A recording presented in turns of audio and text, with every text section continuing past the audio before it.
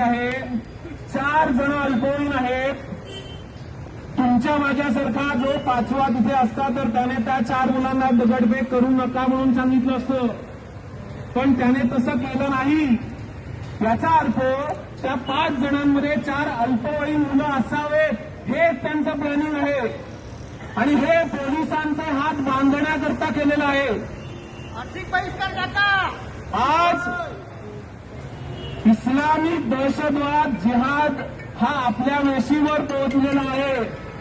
आज मी चॅलेंज देऊन सांगतो, फडके रोडवर जर आपण आता निघालो आणि दुकानांमध्ये दुकानाच्या मालकांची नावं विचारली तर किमान 20% मालक हे मुसलमान आहेत. आर्थिक बहिष्कार टाका.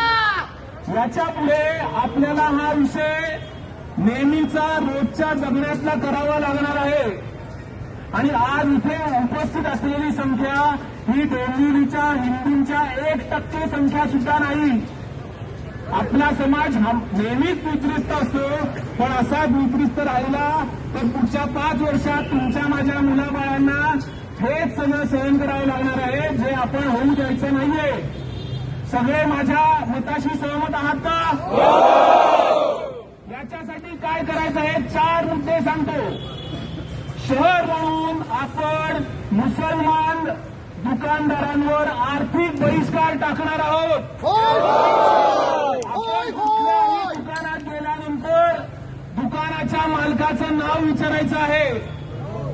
दुकानाच्या मालकाचं नाव सांगितलं नाही तर त्या दुकानाचा फोटो आपण डोंबिवलीच्या सगळ्या व्हॉट्सअप ग्रुपवर टाकून देणार आहोत आणि त्या दुकानाची व्यवहार पूर्णपणे बंद करणार आहोत.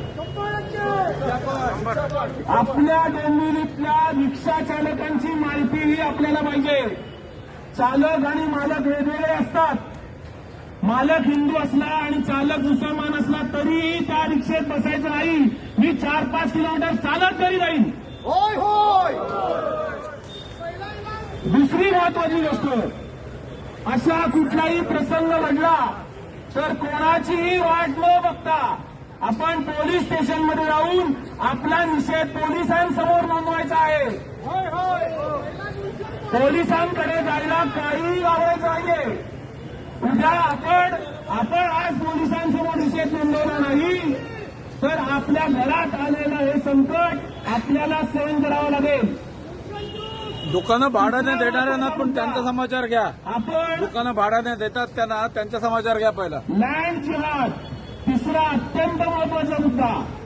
आपल्या सोसायटीमध्ये आपण सेक्रेटरी असू नसू, आपण सभासद असू, आपल्या सोसायटीमधला एकही फ्लॅट मुसलमान कुटुंबाला भाड्याने देणार नाही. होय होय. असा ठराव पास करण्यात कायदेशीर अडचणी येत असतील तर त्या ठराव पास न करता हा नियम आपण सगळ्यांनी लागू करायचा आहे. जमेल? चौथा आणि सगळ्यात महत्वाचा मुद्दा जो आज आपण इथे ठरवून सगळे घरी जाणार आहोत. मुसलमान समाज हा न लाजता दर शुक्रवारी टोपी घालून नमाज पडतो. तो धर्मांध आहे. आपण धर्मांध आहोत नाही त्याचा विचार करू नका. आपल्याला याच्यापुढे धर्मांध व्हावं लागेल. धर्मांध मुसलमानांना उत्तर द्यायचं असेल तर धर्मांध हिंदू व्हावंच लागेल. जर आठवड्याला जमणार नसेल तर महिन्यातून एकदा आपल्याला एकत्र यावंच लागेल. मी एक नागरिक, हिंदू नागरिक, डोंबिवलीचा सजग हिंदू नागरिक म्हणून सगळ्यांना अपील करतो, यापुढे डोंबिवलीमध्ये दर महिन्यात एक दिवस महाआरती होईल. त्या महाआरतीला झाडून डोंबिवलीतले सगळे ठरलेल्या ठिकाणी येतील. आपण आजारी असू, आपण कुठेही असो, त्या दिवसाचा निरोप अख्ख्या डोंबिवलीला गेला पाहिजे.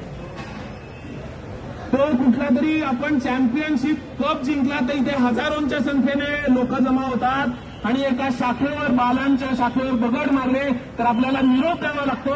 याच्यासारखी लाजिरवाणी स्थिती नाही. या महाआरतीचा शुभ सुरुवात आपण येत्या गुढीपाडव्याच्या दिवशी रात्री 8 वाजता अप्पा दातार चौकात करणार आहोत. उद्याच्या दिवशी रात्री 8 वाजता आप्पा दातार चौकात महाआरती होईल. त्याची पूर्व परवानगी, त्याचा पूर्व निरोप आज किंवा उद्याच्याच दिवशी पोलीस स्टेशनमध्ये जाईल.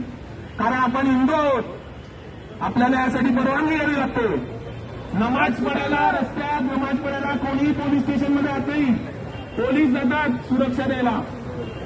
ती त्यांची अडचण आहे, पण त्यांची अडचणी आपण समजून घेऊयात.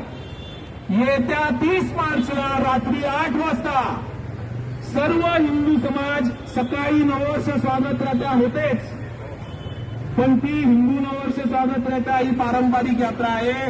पण गुढीपाडव्याच्या शुभ मुहूर्तावर आपण दर महिन्याच्या एका दिवशी महाआरती करू. पुढच्या महिन्याची आरती कधी असेल, कुठे असेल तो निरोप दिला जाईल. पण 2 आरत्यांचे निरोप मी आत्ता इथून देतो आहोत. सगळ्यांनी जोरदार घोषणा देऊन सहमती दर्शवा. 30 मार्चला रात्री 8 वाजता इथे महाआरती होईल. अर्ध्या तासासाठी आपण एकत्र राहू. त्याच्यानंतरची आरती ही बरोबर आठवड्याच्या 3ऱ्या शनिवारी रात्री 8 वाजता कावेरी चौकात होईल. 30 मार्चला त्याचा निरोप दिला जाईल. कोणी असं समजू नका कावेरी चौक लांब आहे, थोडा वेळ काढा. जिथे कुठे असेल तिथे आपल्याला पोहोचायचंय. महाआरती होईल, घोषणा होतील आणि आपण आपापल्या घरी येऊ. जमेल? घोषणा द्या. भारत माता की